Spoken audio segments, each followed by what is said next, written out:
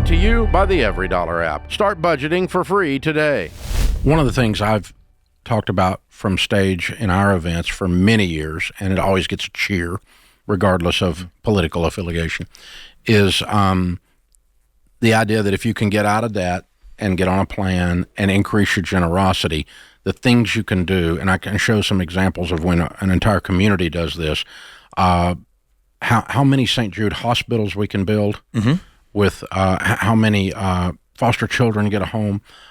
When we the people start taking care of we the people, it becomes very inspiring. And the beautiful part about it is, the byproduct of that is it puts the government out of business. It does. and the beauty of this country is we're the best country known to man to at least give people that opportunity.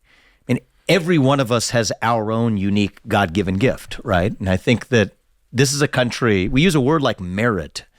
I use that word a lot, but what does it mean?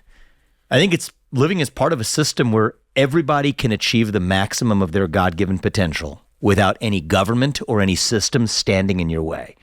And that's what got us this far, 250 years into this country. It's what allowed me to live the American dream that I have. And a system, and I want to pass it on. A system can be a negative system. Oh, it absolutely Racism, sexism, those are systems. And so without any system, not just a bureaucratic system, right? Yes, exactly. Exactly. And that's the beauty of this country. And, you know, I'm an entrepreneur by background. Politics was new to me. I learned a lot about politics. Not all of it was positive. But, I bet. Most of it, I would say, was left me, I would say, a little more cynical, but a little bit more informed on the other side of it. I'm an entrepreneur by background. I start companies. And so that's part of what I've gone back to in the meantime is the world of entrepreneurship and driving change through the private sector and changing this country for the better and meeting the needs of, I think, for example, you talked about woke capitalism. One of the companies I had started before I ran for president was a company called Strive that competes directly against BlackRock and State Street and Vanguard by standing for actual corporate purpose. Companies should do what allows them to be most valuable, not pushing somebody else's social agenda. That's part of how we drive change in this country too, is it's not just going to be done through the government, but through our educational system, through the private sector as well. I think people can drive a lot of positive change too, and I'm trying to do that in the meantime. Vivek Ramaswamy is with us. Jade Washaw is my co-host. Jade?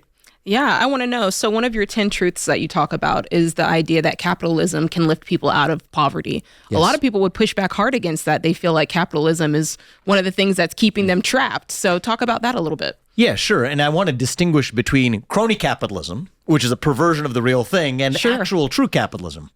That's a good distinction. And it's important, right? Because many people who are earnestly frustrated with what they see as an oppressive system of capitalism isn't really the real thing. It's this version where companies, through lobbying and other forms of non-competitive measures, are using the force of government to create barriers that stop them from achieving their dreams. You see this in the pharmaceutical sector. I mean, a lot of the lobbying results in less competition, which contributes to high prescription drug pricing. That's right. So when people say, I can't afford to buy my medicines, well, part of what they're having frustration with isn't capitalism, but the capture of a healthcare system that isn't working as efficiently as it should. You see it in the health insurance marketplace. A lot of health insurers are not a lot of health insurance brokers aren't really serving up the right plans for their actual clients to select. But that's a product of crony capitalism, which is a perversion of the real system. And so I think my first distinction is, I might share your same frustration. I probably do. Companies should not use the government as a lobbying instrument to block competition. Now, on the flip side, look at actual free market capitalism. The only way you're able to get ahead as an entrepreneur or as a business is if you're providing something of value, of greater value to the person who's paying for it than it takes for it costing you to provide it. And that's fundamentally an other regarding activity. So if you're actually providing something of inherent value to somebody else, that is what's lifted people up from poverty. It's why U.S. stock market returns have outpaced European stock market returns for decades, because their model of capitalism is to have capitalists try to take care of social issues, whereas the U.S. model of capitalism is one that says when companies are creating products and services that serve people and stay true to that mission, that actually creates wealth for everybody. Yeah. Real capitalism is where profit is the applause your customers give you. Exactly. For having served them well. It's beautiful. that simple.